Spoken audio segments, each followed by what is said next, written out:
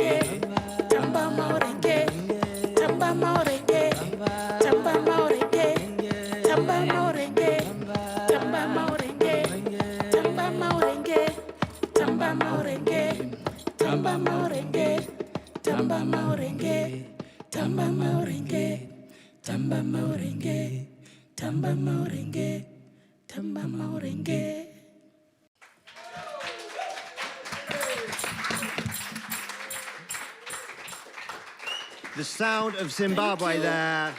The amazing Cecilia and friends. If you want to find out about these artists all on The Tonight Show, just look up. They're up there. Back to you, Polly. Oh, thank you, Lal, and thank you, Cecilia, Brooke, and Severin. That was just completely divine. You took us to another world, so thank you. So next up, we have a poetic treat for you with words from Stephen Lightbown. Now, Stephen, apart from being a poet and workshop facilitator, is notably a wheelchair user, and he is a disability rights champion. Because in 1996, his life changed from how he'd known it before. Age 16, while sledging in the snow, he had an accident and is now paralysed from the waist down. And Stephen found poetry as a way to make sense of his situation. And he writes extensively now, but not exclusively, about life as a wheelchair user.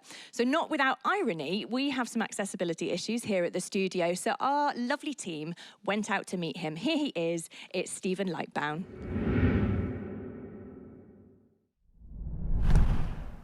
This first poem is a poem about the perils of showing off. On the first date with my now wife, I was trying to make a good impression and told her I'd signed up for the Berlin Marathon. And a couple of dates later, she asked whether or not she could come out to Berlin with me to watch the marathon. And I said, yeah. And then went home and signed up for the Berlin Marathon. And 6 weeks later, I was on the start line and she was in the crowd. And I don't think either of us really knew how we'd ended up in Berlin. So this poem's called Hitting the Berlin Wall. I sat next to a TV strongman once. We compared hand calluses. His from barbells, mine from push rims. I watched him last New Year on Channel 5 pull a fire engine towards him, thighs bulging like two deer heads in his shorts, calloused hand over calloused hand, arms burning with expended energy. I pull on this memory as I lasso a rope around Brandenburg Gate and drag it towards me. Mile 26, 200 yards left to go. Berlin is a mesh of encouragement I do not understand. About 10 minutes ago, I'm pretty sure I had a conversation with an Alsatian dog holding a sign, padding paw against paw with a "come on, you can do this" furry clap. Memories of the dog get diluted in the Lucozade I drain. Did I just see it put its sign down and run alongside me? Los schneller, los schneller, los schneller, los schneller, los schneller, los schneller. Maybe it was just barking. I do not speak German or dog. I tell myself when I get home, I'll look up what was being shouting.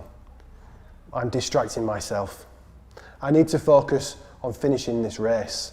Breath, push, breath, push, breath, push, breath, push, breath, push, breath, push. In England, I'm a wheelchair racer. Here, I am Rostelfahrer. I like how that sounds. I repeat it over these last few bits of tarmac. Rostelfahrer, Rostelfahrer, Rostelfahrer, Rostelfahrer, Rostelfahrer, Rostelfahrer, Rostelfahrer, Rostelfahrer, Rostelfahrer. Finish line, banana.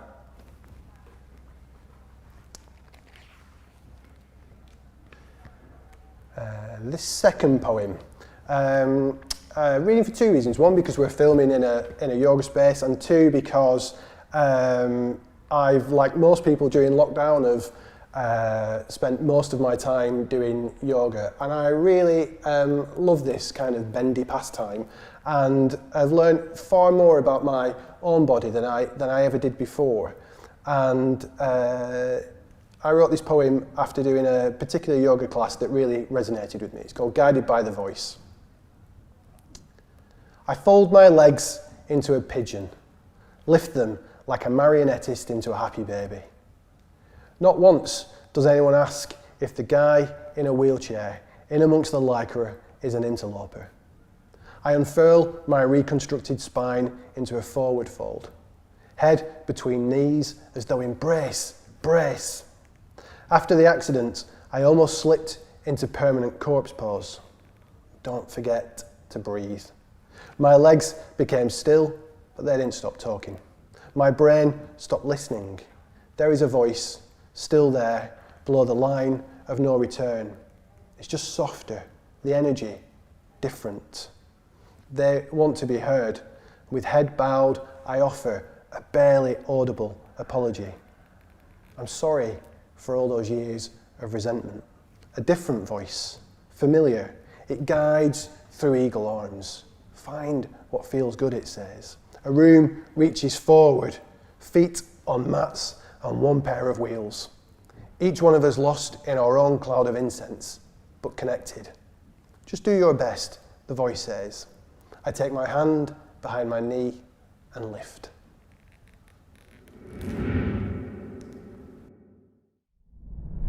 This poem is actually the last poem in my debut collection that I'm holding in my hand for promotional reasons. But I like reading this one because it's also the poem that if I could travel back 25 years to when I was 16 and I just had the accident that put me in my wheelchair, I would read this poem.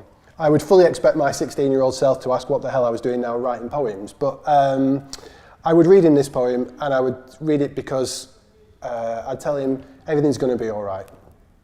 It's called White.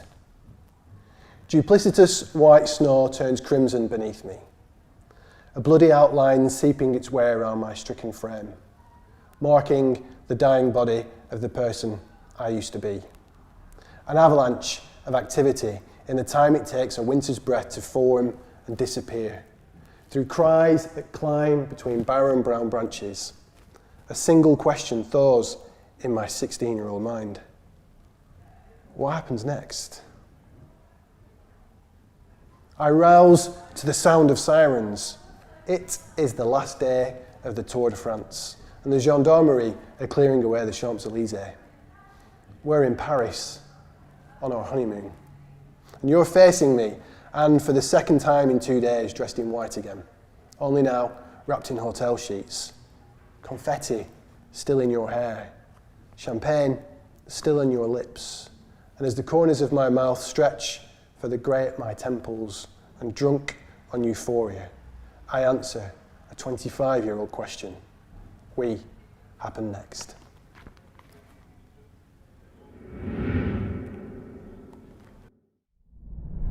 Thank you so much, Stephen. Do check out all of Stephen's work. He released his first poetry collection, I believe, in March 2019. It's called Only Air, with independent publishers Burning Eye Books. And I believe he's writing up a following collection and a young adult novel, so watch out for that. He's also available to present talks and workshops on a range of issues, including accessibility and the relationships that we have with our bodies. So if you want to get in touch, you can find out all about his goings-on via @SpokeandPencil. So, as our big band act gets settled in amongst the jam jars, we will whiz you over to be an audience with Bird, 2 times undefeated UK tag team beatbox champions, who just so happen to be women. They are challenging the status quo in the beatbox world in serious style. They are Bellatrix and Grace Savage, and here they are, beats, harmonies and all. It's Bird.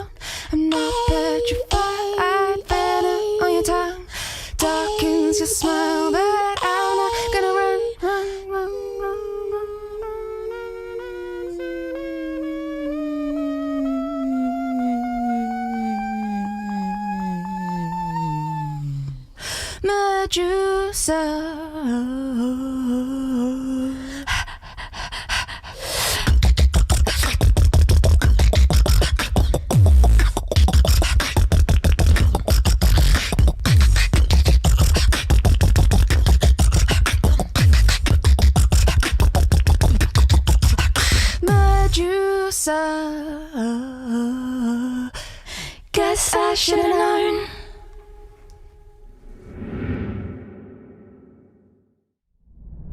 Bird beatbox there, absolutely blowing your mind, or they blew mine. Now we're going to have something a little bit special, one of my favourite bands ever to come out of the West. It is GOAN DOGS.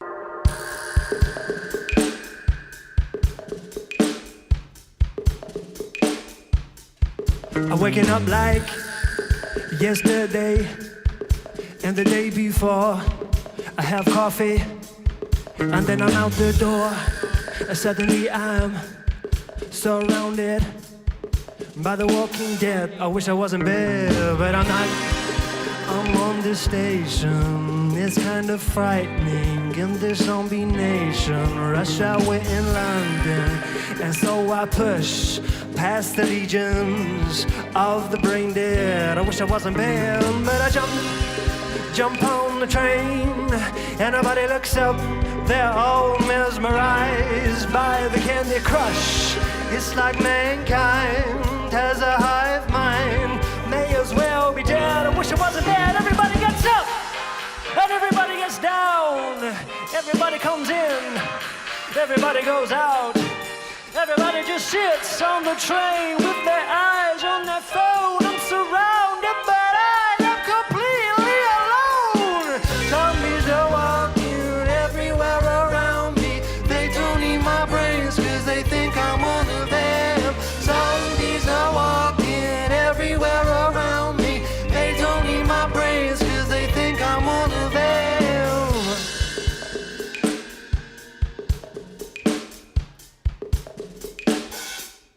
I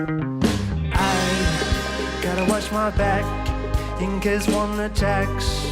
I want to smile, but I just can't do that. I want to speak, but I can't seem to. So I just look straight ahead, should have stayed in bed. Cause I just realized the staring at my phone, hoping everybody just leaves me alone. Well, have I caught the virus? Well, oh no, I just missed my stop. Everybody gets up, everybody gets down, everybody comes in, and everybody goes out, and everybody just sits on the train with their eyes on the phone. I'm surrounded, but I am completely alone in this life. Zombies are walking everywhere around me. They don't need my brains, cause they think I'm one of them. Zombies are walking everywhere around me. They don't need my brains, cause they think I'm one of them. Zombies are walking everywhere around me. They don't need my brains, cause they think I'm one of them. Zombies are walking everywhere around me. They don't need my brains, cause they think I'm one of them.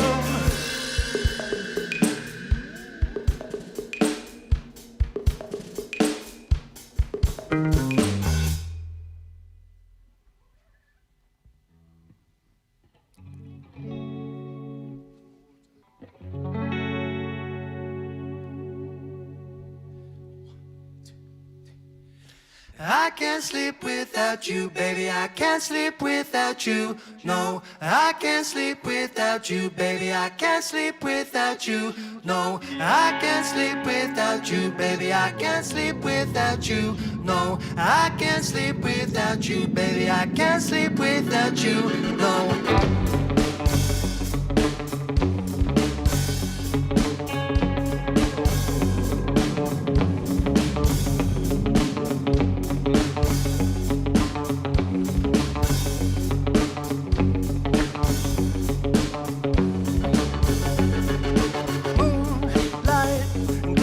Off my chest as I lie here, covered in beads of sweat.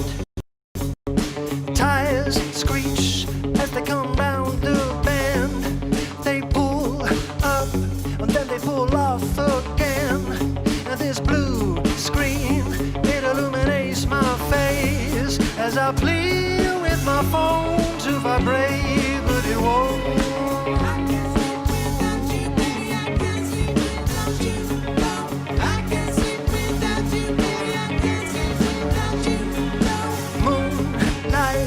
Coming in through my blinds, I must have counted these lines 100 times, and it looks like I'm in some film noir where I'm the protagonist mad, cause there's a woman left. I can't sleep without you, baby. I can't sleep without you. No, I can't sleep without you, baby. I can't sleep without you. No, I can't sleep without you, baby. I can't sleep without you. No, I can't sleep without you, baby.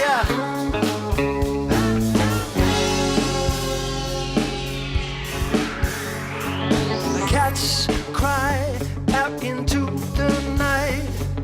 Shadows get bigger as things get closer to the light, and I'm restless and my eyes are open. Why was that your footsteps that I heard outside? I'm lovesick and I'm hearing things, but I was so sure I heard your keys in the door. I can't sleep without you, baby. I can't sleep without you. No, I can't sleep without you, baby. I can't sleep without you. No, I can't sleep without you, baby. I can't sleep without you. No, I can't sleep without you, baby. I can't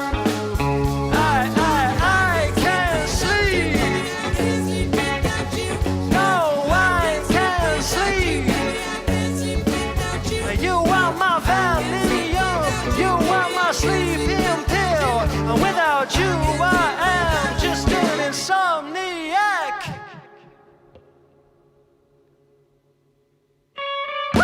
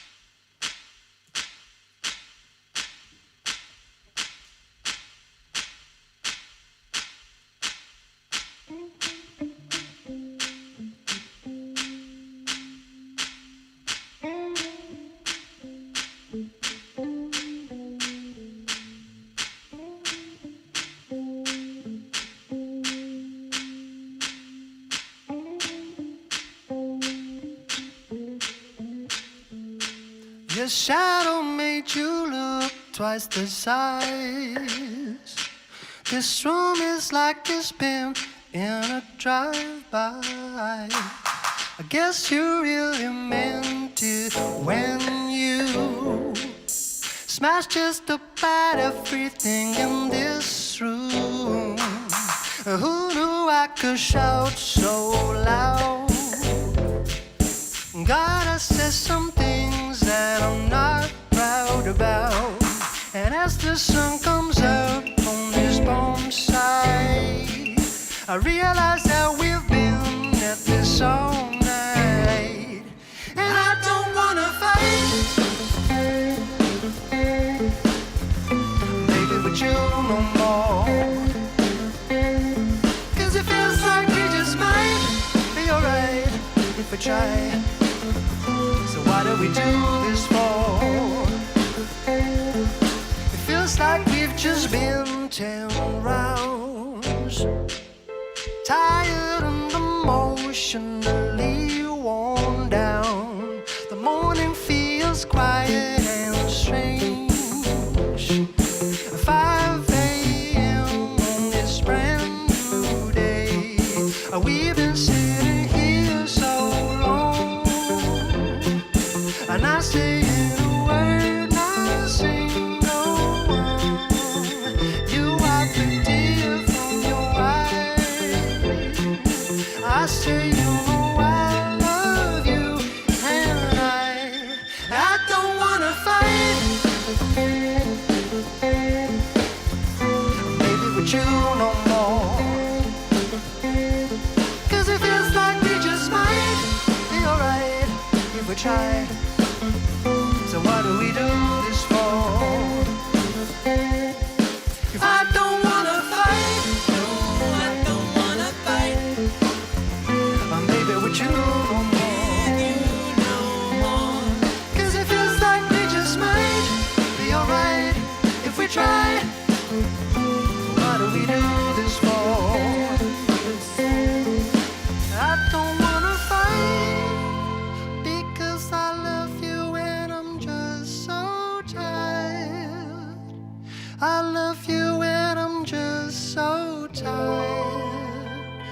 I love you and I'm just so tired. Love you and I'm just so tired.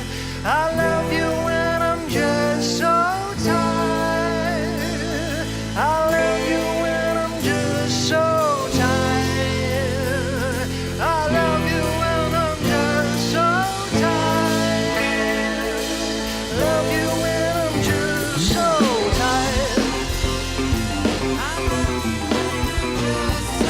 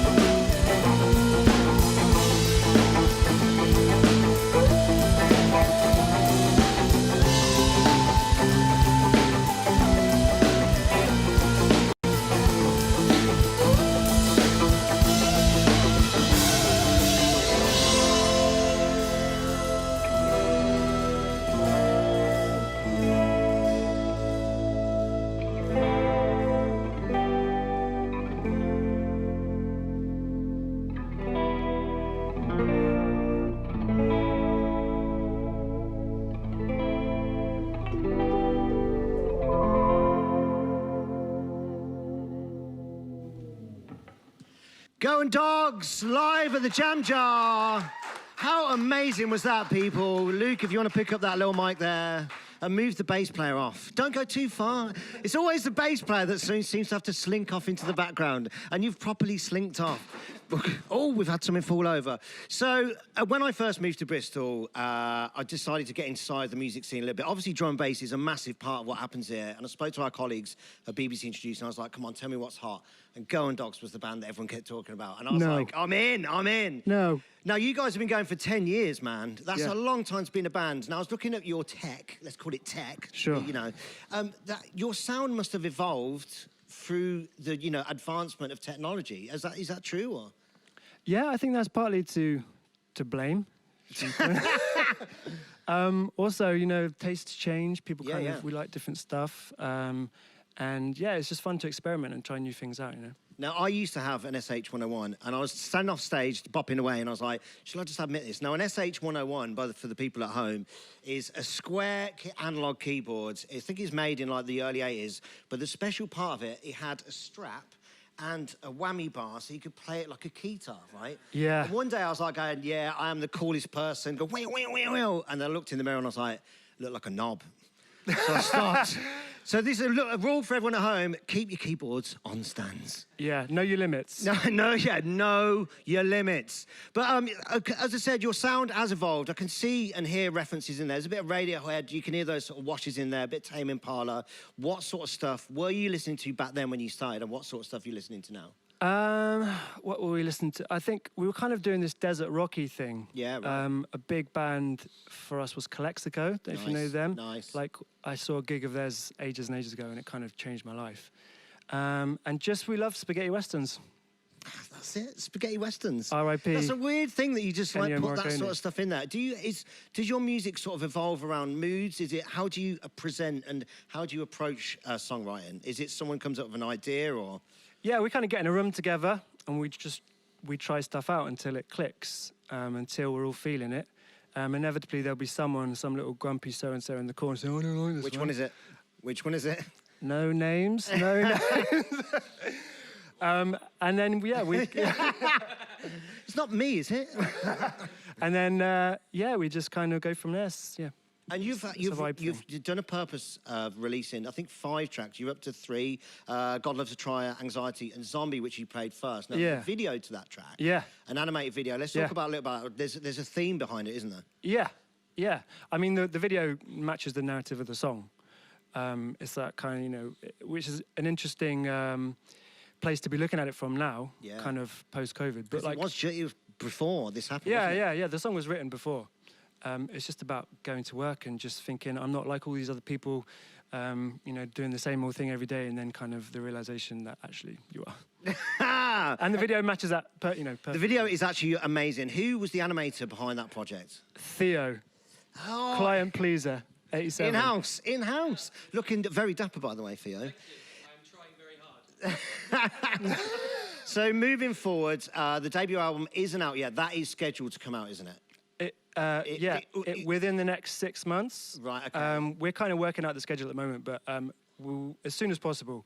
Are you waiting until this situation has sort of died down before you release, or? We're just figuring it out. We're figuring it out. But soon as possible. We're really happy about it. I mean, it's sounding really cool. We're really excited to check it out. Amazing. See what people say. I mean, it's that track alone. I mean, I think I listened to it last night. I think one of you said, "Oh, I noticed on BBC Introducing Upload, I found it." I know I'm not working for the BBC right now, but it is just such an amazing sound that you guys have. And if anyone wants to get in touch with you, if anyone wants to find those tracks and the video, how can they do so?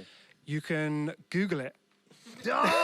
Straight in. Other streaming sites and stuff are available. Anyway, thank you ever so much. It's been mind-blowing actually seeing you live.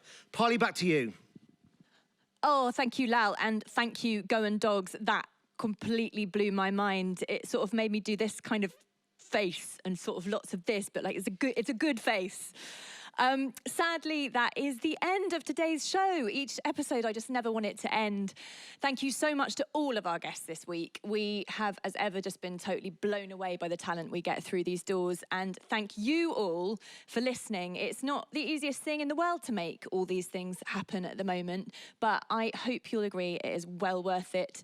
If you haven't already donated and you still want to, then please do so now. We'll leave you with a couple of mini films that tell you where all that money goes.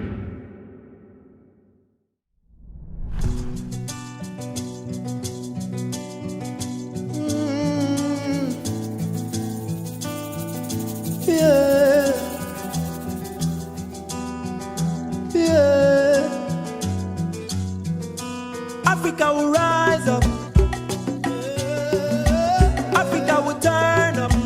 Africa will turn up. No matter the matter. We no go surrender. We go conquer. Africa will rise up. Africa will turn up. No matter the matter. We no go surrender. We go conquer. Africa will rise up. Africa will turn up. Africa will rise up.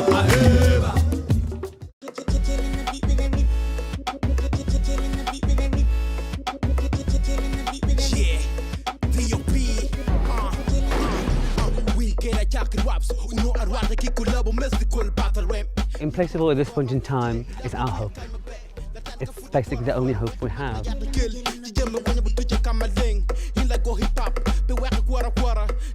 But there it is in place of war, we're like, blow, here you go. What has happened today, it's amazing. It's beyond my expectation.